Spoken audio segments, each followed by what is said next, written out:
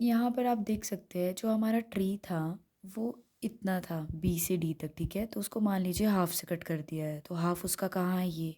तो ये जो डिस्टेंस है और ये जो डिस्टेंस है डी सी और ए सी, ये सेम है, ठीक है। तो मान लीजिए मैंने इसे y मान लिया, तो ये भी y ही होगा, ठीक है। तो इस तरह से जो जो हमने किया है वो हम लिखेंगे, ठीक है। तो अब हम यहाँ लिख देंगे सॉल्यूशन में। हमारा सबसे पहले हम लिखेंगे कि हमें जो एंगल दे रखा है वो क्या है, एंगल सी ए बी, क्या है वो 30 डिग्री। और ए बी का डिस्टेंस हमें दे रखा है 8 मीटर। एंड हमने मान लिया है, तो लेट किया है हमने D C equals to Y, और यही डी सी किसके ऊपर है, ए सी के इक्वल है, ठीक है।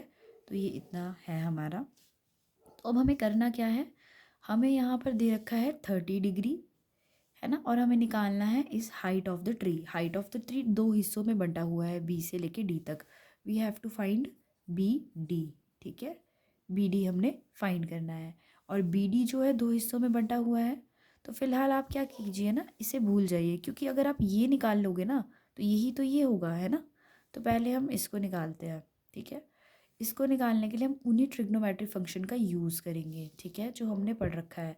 तो अगर हम ध्यान से याद करें तो हमने जो देखा था टेंजेंट और साइन कॉस ये सब, उसके अकॉर्डिंग हमें इस एंगल के सामने वाला क्या होता है, परपेंडिकुलर। हमें परपेंडिकुलर चाहिए और गिवन क्या है, बेस। तो ऐसा कोई फंक्शन देखिए, ट्रिग्नोमेट्रिक फंक्शन जिसमें परपेंडिकुलर और बेस यूज़ होते हों, ठीक है। वो हमारी यहाँ हेल्प कर देंगे, सिंपल। तो अगर हम चार्ट के अकॉर्डिंग देखें तो हमने देखा था कि जो टेंजेंट है वो पी अपॉन बी होता है, तो वो हमारी हेल्प कर लेगा यहाँ पर, ठीक है। तो मैं लिख देती हूँ। तो पहले मुझे ट्रायंगल मुझे शो करनी पड़ेगी ए बी सी। तो in triangle A B C, ठीक है। ए बी सी में मैंने क्या देखा कि जो मेरा एंगल है ये 30 डिग्री, वो मैंने tangent 30 degree equals to perpendicular upon base होता है। परपेंडिकुलर क्या है मेरा यहाँ पर, बी सी। इसके अकॉर्डिंग यहाँ तक ही देखना है, ठीक है। एंगल के सामने B C is perpendicular and base is A B. Tangent 30 आपको वैल्यूज लर्न करनी पड़ेगी, 1/√3। बी सी क्या है पता ही नहीं है, तो उसे एज इट इज़ रहने देते हैं। और ए बी क्या है हमारा 8, ठीक है। तो यहाँ से 8 हम उधर ले जाएंगे तो हमारा बी सी निकल गया 8/√3, ठीक है। ये हमारा बी सी निकल चुका है। अब हमें ये निकालना है, तो हमें कोई ऐसे ट्रिग्नोमेट्रिक फंक्शन का इस्तेमाल करना है जिससे हमारा ये हाइपोटेन्यूज निकल जाए। और या तो बेस का हेल्प ले लो या तो आपका इसका हेल्प ले लो, परपेंडिकुलर का, ठीक है। लेकिन उसमें हाइपोटेन्यूज इंक्लूडेड होना चाहिए। हाइपोटेन्यूज के साथ परपेंडिकुलर भी इंक्लूडेड है और ये बेस भी इंक्लूडेड है। तो मैं बेस वाला ले लूँगी, ठीक है। मतलब आपकी मर्ज़ी, आप साइन वाला भी ले सकते हो या आप कॉस वाला भी ले सकते हो। तो मैं यहाँ पे ये लेना पसंद करूँगी, ठीक है। तो अब मैंने ले लिया, तो मैंने यहाँ पर लिया है कॉस 30 डिग्री। कॉस 30 डिग्री किसके इक्वल है मेरा, ध्यान से देखिए। हमें कॉस 30 पता है b/h होता है। और b क्या है मेरा 8, और h क्या है मेरा, h क्या है ये y, ठीक है। और कॉस 30 क्या होता है आपका √3/2। तो 8/y। तो यहाँ से y निकाल लेते हैं, जो निकालना होता है हमेशा लेफ्ट साइड पे होता है, तो मैं इसे ऊपर ले जाती हूँ। और 8 को तो मैं कहीं नहीं लेगी, तो 8 यहीं रहेगा।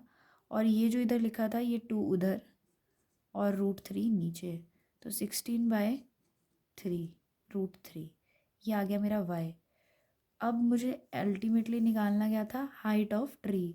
तो हाइट ऑफ ट्री है मेरा बी डी, जो कि सम ऑफ किस किस के है देखते हैं ज़रा। तो बी डी जो है मेरा सम ऑफ डी सी और सी बी के है, देखिए डी सी और सी बी, ठीक है। तो डी सी और सी बी ले लिया मैंने। डी सी मेरा क्या था आपका वाई माना था मैंने, तो वाई मैंने निकाल दिया है 16/√3। और सी बी मैंने निकाल लिया है 8/√3। तो इन दोनों को अगर मैं ऐड करूँगी तो मेरा आ गया है आपका कितना आ जाता है, 8×3 = 24, ठीक है। और नीचे √3। आपका आंसर यहीं ख़त्म हो सकता है, अदरवाइज़ आप इसको आगे रैशनलाइजेशन कीजिए। तो आपका ये आ गया 24 × 3, और ये नीचे आपका ये आपको पता ही होगा, अगर हम इस तरीके से इसका स्क्वायर करें तो ये कैंसिल हो जाता है, 3 आ गया, ये 8 हो गया, ठीक है। तो हमारा अल्टीमेटली आंसर ये आ गया, 8 इंटू √3 मीटर, ठीक है। तो ये हमारा डिस्टेंस ऑफ ट्री है। इसी के साथ हमारा ये क्वेश्चन कंप्लीट होता है, ठीक है। इसकी काफ़ी प्रैक्टिस कीजिएगा, आगे भी हम क्वेश्चंस करेंगे। Thank you.